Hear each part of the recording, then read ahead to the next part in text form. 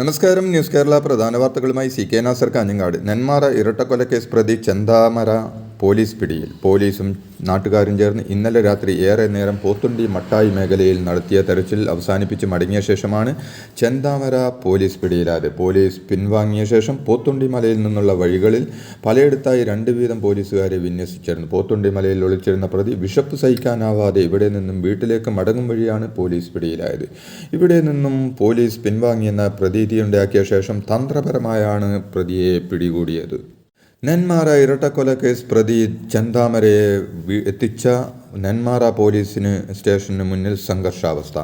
രോഷാകുലരായ ജനം ചെന്താമരയെ വിട്ടുകിട്ടണമെന്ന് ആവശ്യപ്പെട്ട് പോലീസ് സ്റ്റേഷനിലേക്ക് ഗേറ്റ് തള്ളി തുറന്ന് കടക്കാൻ ശ്രമിച്ചു. ഇതോടെ പോലീസ് ലാത്തി വീശി. പിൻവാങ്ങിയ ജനക്കൂട്ടം വീണ്ടും സംഘടിച്ച് തിരികെ വന്നതോടെ വീണ്ടും പോലീസ് ലാത്തി വീശുകയായിരുന്നു. ജയിലിൽ നിന്നിറങ്ങിയ ശേഷം നേരത്തെ പിരിഞ്ഞുപോയ ഭാര്യയെ കൊലപ്പെടുത്തുകയായിരുന്നു തൻ്റെ ആദ്യ ലക്ഷ്യമെന്ന് നെന്മാറ ഇരട്ടക്കൊലക്കേസ് പ്രതി ചെന്താമര. പോത്തുണ്ടിയിലെ വീട്ടിലേക്ക് ഭാര്യയെ വിളിച്ചു വരുത്തി വകവരുത്താനാണ് പദ്ധതിയിട്ടതെന്നും പോലീസിനോട് പറഞ്ഞു. അതേസമയം സജിതയെ കൊലപ്പെടുത്തിയതിലുള്ള പക സുധാകരന് തന്നോട് ഉണ്ടെന്നും സംശയിച്ചെന്നും സുധാകരൻ തന്നെ ആക്രമിക്കുമെന്ന സംശയത്തെ തുടർന്നാണ് ഇയാളെയും അമ്മയെയും വീട്ടിൽ കയറി വെട്ടിക്കൊലപ്പെടുത്തിയതെന്നും പോലീസ് ചോദ്യം ചെയ്യലിൽ ഇയാൾ പറഞ്ഞു.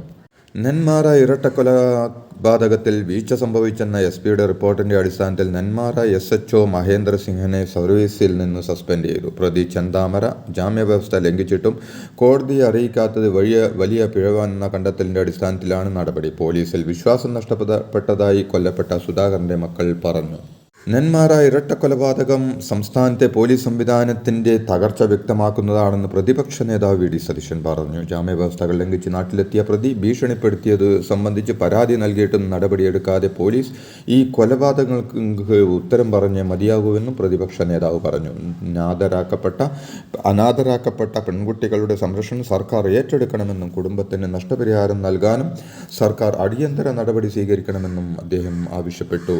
മുല്ലപ്പെരിയാർ അണക്കെട്ടിന് സുരക്ഷാ ഭീഷണിയുണ്ടെന്ന് ആശങ്ക മാത്രമാണെന്ന് നിരീക്ഷണവുമായി സുപ്രീം കോടതി. 135 വർഷത്തെ കാലവർഷം അണക്കെട്ട് മറികടന്നതാണെന്നും അണക്കെട്ടുകളുമായി ബന്ധപ്പെട്ട ഹർജികൾ 3 അംഗ ബെഞ്ച് പരിഗണിക്കുമെന്നും സുപ്രീം കോടതി അറിയിച്ചു. വർഷങ്ങളായി ഡാം പൊട്ടുമെന്ന ഭീതിയിൽ ആളുകൾ ജീവിക്കുകയാണെന്നും എന്നാൽ ഡാമിന്റെ ആയുസ് പറഞ്ഞതിനേക്കാൾ 2 ഇരട്ടി കഴിഞ്ഞല്ലോ എന്നും ജസ്റ്റിസ് ഋഷികേഷ് റോയ് ചോദിച്ചു. ആകാശം ഇടിഞ്ഞു വീഴുമെന്ന് കാർട്ടൂൺ കഥാപാത്രം പറയുന്നത് പോലെയാണ് ഭീഷണിയെക്കുറിച്ചുള്ള ആശങ്ക എന്നും ബെഞ്ച് ചൂണ്ടിക്കാട്ടി.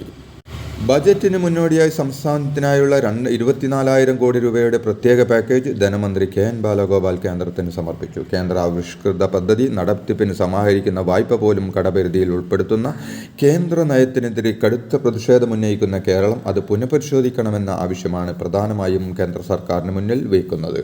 അടുത്ത സാമ്പത്തിക വർഷം 3.5% കടമെടുപ്പ് പരിധി ഉയർത്തണമെന്നാണ് കേരളത്തിൻ്റെ ആവശ്യം. വയനാട് കുറുക്കൻമൂല കാവേരി പോയിലിൽ വനഭാഗത്ത് ചേർന്ന ജനവാസ മേഖലയിൽ കടുവയെ കണ്ടെന്ന സൂചന. കഴിഞ്ഞ ദിവസം രാത്രി പ്രദേശവാസി ലക്ഷ്മിയുടെ വീട്ടിലെ വളർത്തുനായ കടുവ പിടിച്ചുകൊണ്ടുപോയെന്നും താൻ കടുവയെ നേരിട്ട് കണ്ടുവെന്നും ലക്ഷ്മി പറഞ്ഞു. വയനാട്ടിൽ അടിക്കടി കടുവയുടെ സാന്നിധ്യം സ്ഥിരീകരിക്കുന്ന സാഹചര്യത്തിൽ വ്യാഴാഴ്ച വരെ ജനകീയ തെരച്ചിൽ നടത്തുമെന്ന് വനം മന്ത്രി NK ശശിധരൻ പറഞ്ഞു. ജനവാസ കേന്ദ്രങ്ങളുമായി അതിരിടുന്ന വനമേഖലകളിലും കടുവയുടെ സാന്നിധ്യമുള്ളതായി സ്ഥിരീകരിച്ച മറ്റിടങ്ങളിലുമാണ് പരിശോധന നടത്തുക. നരഭോജി കടുവയെ ചത്ത നിലയിൽ കണ്ടെത്തിയെങ്കിലും ജനങ്ങളുടെ സുരക്ഷ പരിഗണിച്ച് പഞ്ചാരക്കൊല്ലിയിലും സമീപ പ്രദേശങ്ങളിലും തെരച്ചിൽ നടത്തും.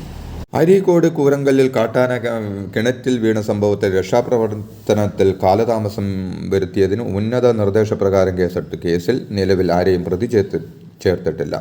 ഈ മാസം 23-ന് 1 മണിക്കാണ് ആറാട്ടുമുക്കാൻ സണ്ണി സേവ്യറിന്റെ കിണറ്റിൽ ആന വീണത്. ജനവാസ മേഖലയിൽ കിണറിൽ വീണ കാട്ടാനയെ രക്ഷിച്ചത് മണിക്കൂറുകൾ എടുത്താണ്. മദ്യവില കൂട്ടിയും അമിത നികുതി ഈടാക്കിയും മദ്യവരെ സർക്കാർ കൊള്ളയടിക്കുകയാണെന്ന് ചെറിയാൻ ഫിലിപ്പ്. വർഷം തോറും മദ്യവില കൂട്ടി മദ്യ കമ്പനികളെ സഹായിക്കുന്ന രാഷ്ട്രീയ അഴിമതിയാണെങ്കിലും സമാന്തരമായി സർക്കാർ ഖജനാവിലേക്ക് വൻ തുകയാണ് സമാഹരിക്കുന്നതെന്നും ലോകത്തൊരിടത്തുമില്ലാത്ത 250% വരെ നികുതി കേരളത്തിൽ വാങ്ങുന്ന മിക്ക വിദേശ രാജ്യങ്ങളിൽ മദ്യനികുതി ഭക്ഷ്യവസ്തുക്കളുടെ നികുതിയായ 10% താഴെയാണെന്നും അദ്ദേഹം പറഞ്ഞു. എലപ്പുള്ളിയിൽ ബ്രൂവറി വേണ്ടെന്ന CPI തീരുമാനത്തോട് പ്രതികരിക്കാതെ എക്സൈസ് മന്ത്രി MP രാജേഷ്. ഭൂഗർഭജലം ചൂഷണം ഉണ്ടാകില്ലെന്ന് ഉറപ്പു നൽകി CPI അനുനയിപ്പിക്കാനാണ് CPM നീക്കം. അതേസമയം ബ്രൂവറിയിലെ അനുമതി കൂടിയാലോചന ഇല്ലാതെയാണെന്നതിൻ്റെ തെളിവുകൾ ഇന്ന് പുറത്തുവിടുമെന്ന് പ്രതിപക്ഷ നേതാവിൻ്റെ മുന്നറിയിപ്പ്. മതിയായ തുകയില്ലാത്തത് വയനാട്ടിലെ വന്യജീവി പ്രതിരോധ സംവിധാനം ഫലപ്രദമാക്കുന്നതിന് തടസ്സമെന്ന് പ്രിയങ്ക ഗാന്ധി MP. കേന്ദ്ര സർക്കാർ പണം നൽകാത്ത വിഷയം പാർലമെന്റിൽ ഉന്നയിക്കുമെന്നും സ്വന്തം നിലയ്ക്ക് CSR ഫണ്ടുകൾ എത്തിക്കാൻ ശ്രമിക്കുമെന്നും പ്രിയങ്ക ഗാന്ധി പറഞ്ഞു. പഞ്ചാരക്കൊല്ലിയിൽ കടുവ ആക്രമണത്തിൽ കൊല്ലപ്പെട്ട രാധയുടെ വീട് സന്ദർശിച്ച ശേഷം സംസാരിക്കുകയായിരുന്നു പ്രിയങ്ക.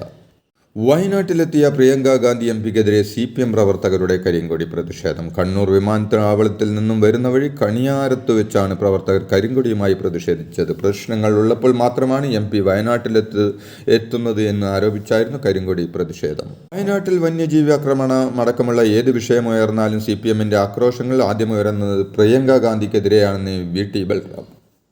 സംസ്ഥാന ഭരണകൂടത്തിൽ ഒരു മന്ത്രിയടക്കം ആ ജില്ലയിൽ നിന്നുണ്ട്. എന്നാൽ MP എവിടെ എന്ന് CPMമാർ പതിവായി വെല്ലുവിളിക്കും. MP സംഭവ സ്ഥലത്ത് വന്നാൽ അവരെ റോഡ് സൈഡിൽ നിന്ന് കരിങ്കൊടി കാണിക്കും. ഉളുപ്പില്ലായ്മയും രാഷ്ട്രീയ ഉള്ളടക്കമില്ലായ്മയാണ് ഇന്നത്തെ കാലത്തെ CPMകാരുടെ മുദ്രയെന്നും അദ്ദേഹം പറഞ്ഞു.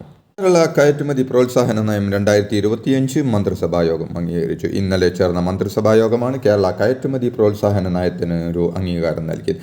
ആഗോള കയറ്റുമതി രംഗത്ത് കേരളത്തെ ഒരു പ്രമുഖ കയറ്റുമതി കേന്ദ്രമാക്കുക എന്ന ഉദ്ദേശത്തോടു കൂടിയാണ് കയറ്റുമതി പ്രോത്സാഹന നയം രൂപീകരിക്കുന്നതെന്ന് സർക്കാർ അറിയിച്ചു. കൂടാതെ ഹൈക്കോടതി പ്ലീനർമാർക്ക് വേതന പരിഷ്കരണം നടപ്പാക്കാനും കായിക താരങ്ങൾക്ക് നിയമനം നൽകാനും ഭാസ്കര കാരണവർ വധക്കേസിലെ പ്രതി ഷെറിന് ശേഷിക്കുന്ന ശിക്ഷാ കാലയളവ് ഇളവ് ചെയ്ത് അകാല വിടുതൽ അനുവദിക്കുന്നതിന് ഗവർണർക്ക് ഉപദേശം നൽകാനും ഇന്നലെ ചേർന്ന മന്ത്രിസഭായോഗം തീരുമാനമെടുത്തിട്ടുണ്ട്. ലൈംഗിക പീഡന പരാതിയെ തുടർന്ന് മുൻ DYFI നേതാവും അധ്യാപകനുമായ സുജിത് കൊടക്കാട് നീണ്ട നിർബന്ധിത അവധിയിൽ പ്രവേശിച്ചു. നിർബന്ധിത ദീർഘകാലാവധിയിൽ പോകാൻ Udinur central AUP school management നിർദ്ദേശിക്കുകയായിരുന്നു. സുജിത് കൊടക്കാടിനോട് വിശദീകരണം തേടാനും സ്കൂൾ മാനേജ്മെന്റ് കമ്മിറ്റി തീരുമാനിച്ചു. DYFI തൃക്കരിപ്പൂർ ബ്ലോക്ക് സെക്രട്ടറിയായിരുന്ന ഇയാളെ നേരത്തെ സ്ഥാനത്ത് നിന്നും നീക്കിയിരുന്നു. കേരളത്തിലെ മുന്നോക്ക സമുദായത്തിൽ സാമ്പത്തികമായി പിന്നോക്കം നിൽക്കുന്ന കുടുംബങ്ങളിൽ നിന്ന് 2024 ജനുവരി 1-നും ഡിസംബർ 31-നും ഇടയിൽ വിവാഹിതരായ പെൺകുട്ടികളുടെ മാതാപിതാക്കൾക്ക് വിവാഹ ധനസഹായം അനുവദിക്കുന്ന മാംഗല്യ സമുന്നതി പദ്ധതിയിലേക്ക് അപേക്ഷ ക്ഷണിച്ചു. 1 ലക്ഷം രൂപ വരെ കുടുംബ വാർഷിക വരുമാനമുള്ള മുൻഗണന AI വിഭാഗത്തിൽ ഉൾപ്പെടുന്നവർക്ക് അപേക്ഷിക്കാം.